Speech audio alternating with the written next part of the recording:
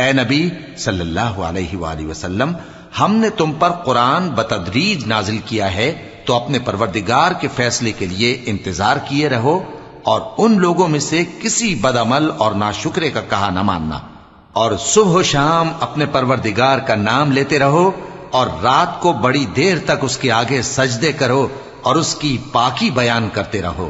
ये लोग दुनिया को दोस्त रखते हैं और क़यामत के भारी दिन को पसे पुष्ट छोड़े देते हैं। हमने इनको पैदा किया और इनके जोड़ जोड़ को मजबूत बनाया, और अगर हम चाहें तो इनके बदले इन्हीं की तरह और लोग ले आएं। ये कुरान तो नसीहत है, जो चाहे अपने परवरदिगार की तरफ पहुंचने का रास्ता इख्तियार कर ले, और तुम कुछ भी नहीं चाह सकते मगर जो अल्लाह को मंजूर हो। बेशक अल्लाह जानने वाला है, हिकमत वाला है। वो जिसको चाहता है अपनी रहमत में दाखिल कर लेता है, और जालिमों के लिए उसने दुख देने वाला अजाब तैयार